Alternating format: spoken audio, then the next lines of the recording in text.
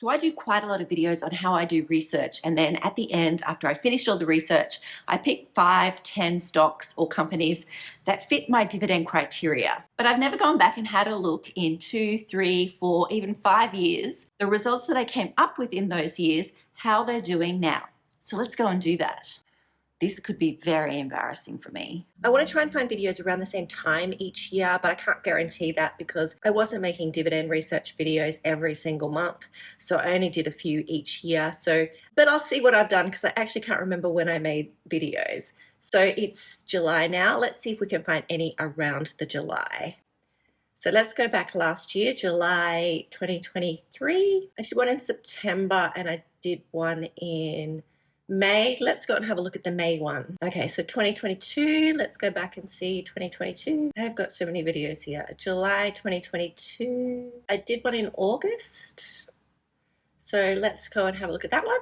Let's go 2021, around July 2021. So I've got one here in August 2021. So I'll open that one as well. And let's just see if I did one in 2020. I actually don't remember if I did or not. So July 2020, did a lot of budget videos, but I can't see any dividend investing videos. So let's just do those 3, okay?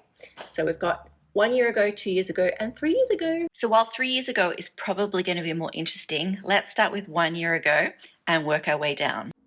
I remember when I had red hair. I had red hair for about 3 months last year. It was super fun, but it was very hard to maintain. It even looks pretty faded in this video, but yeah, back to blonde. So let's go and have a look and see what dividend stocks I thought were the best 1 year ago. I'm just gonna scroll through until I find where I'm actually right to the end.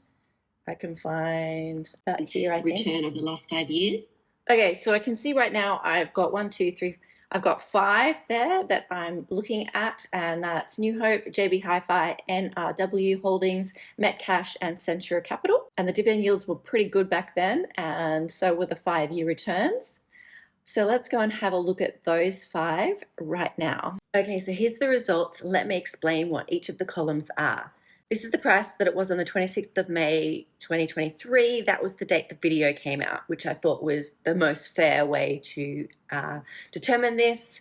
This was the change whether the price went up or down based on the 3rd of July 2024. Everything except Centura Capital actually went up. Centura Capital actually went down. But most of them went up, and JB Hi-Fi and NRW Holdings went up quite significantly. So if we had have invested 10,000 in each, and I'm not saying that you would have invested that much, but I'm just using that because it's easier. The math is easier. So the increase you would have get, no matter what your portfolio is, if you had have invested in those 5 companies, not saying that you should, but if you had have, you would have been increased, the value would have increased 15.57% over that time period. So that's about a year. But let's look at the dividends, which I think is more important. So these are how much dividends you would have got if you had have put $10,000 into the market. Again, just using this for ease of math. This is how much dividends per share they've paid over that time period, which is 1 year. So it doesn't really matter how much you bought, that's how much per share you would have got. But more importantly, we're looking at the yield or the return you would have got on your money. So 9% for New Hope and around 6% or just over 6% for the rest. That's an average of 6.94% dividend yield for the year for those 5 companies. And if we add up both the increase in value over that time period and the dividend yield you would have got, return on your money over that time period, that would have been an increase of over 22% for the year. But this is only over 1 year, and I think a lot of people made money this year, so I don't think it's all that significant, but pretty good, pretty amazing anyway. Let's go on to the 2-year one. Well, look at baby Tracey 2 years ago. Scrub through the video and see if we can find out where I start recommending companies. I can see my starting to highlight videos now. Okay, I found it. Here's what I recommended. Fortescue Metals, Rio Tinto, BHP, Atlas Arteria, South 32, and Vanguard. So that's interesting. Let's go and have a look at those in more detail. So now we've got the companies that I was talking about 2 years ago. Didn't do quite as well as 1 year. So these are the prices that the company was on the date that the video came out, or just slightly after. And this is the price on the 3rd of July 2024. And this is the change. The one that sticks out to me the most is Atlas, which went down 31%. So yikes. Yeah, that didn't do well at all, which brings my average down quite a lot. It's still an increase, but only 4.4% over the 2 years.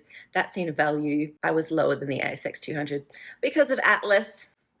Damn it. But let's have a look at dividends, because of course, as you know, dividends are more important to me. This is how much per share the dividends paid for each company over that time period. So there was 4 payments on each of them during that time period. You still would have made a good significant amount of money. Over the 2-year period, you would have returned 13.35%. That's the average of all of those 6 companies. And if we divide that by 2 to get it closer to per annum figure, 6.68%, which is still a really amazing dividend yield. And then, like I did before, if we're going to add up both the increase in value and the dividend yield you would have got, that would have been 16.38% over the 2 years.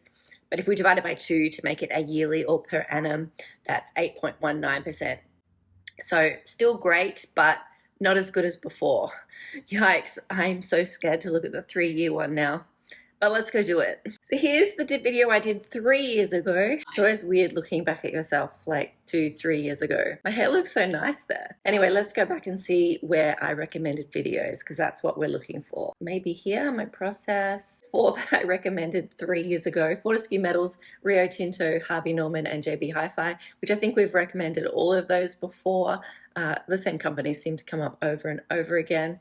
Apart from Harvey Norman, I still like 3 of those. But let's go and have a look at them. This is the one I'm most nervous at, because there was quite a significant dip around 2021. So it could be that when I made this video, that the prices were high just before it fell, which means that my return might not look so great when we're looking at the prices today. But let's go and find out. So here's the 4 stocks that I was talking about 3 years ago. Here's the price that it was on the 4th of August 2021, and this is the 3rd of July 2024. And apart from JB Hi-Fi, they did go down, with Harvey Norman going down quite significantly during the last 3 years. So that means that over the 3 years, if you had have invested in these 4 companies, the value would be 3% lower. So that's kind of sad. I would have liked to look at this over a longer time period, and we might do that another time. But comparing that to the ASX 200, which went up 2.6%, I didn't do quite as well. But like I said, I do talk about dividend companies. So how did the dividends do? So here's how much the dividends paid over that time period. This is the yield you would have got over the 3-year period. So Fortescue Metals obviously paying the highest, and that averages out to just over 21% over the 3 years. But if we divide it by 3 so we can get a more closer annual figure, that's a dividend yield of 7.11%. And this is still high dividend consistency. If we're going to look at total profit overall, let's just look at the percentages. So if we add our loss for the value plus our increase in the dividend yield, we still would have made around 17.9% over the 3 years if you had invested in those 4 companies, based on both the value and the dividend yield. And if we divide that by 3 so we can get a kind of annualized figure, that's 5.99%, which not as great, and definitely my least successful in terms of value, although still great in terms of dividends. So what does that tell you? So I'm definitely better at picking dividend stocks than I am at picking value stocks, but I think I'm getting better at that. Anyway, until the next video, cheers!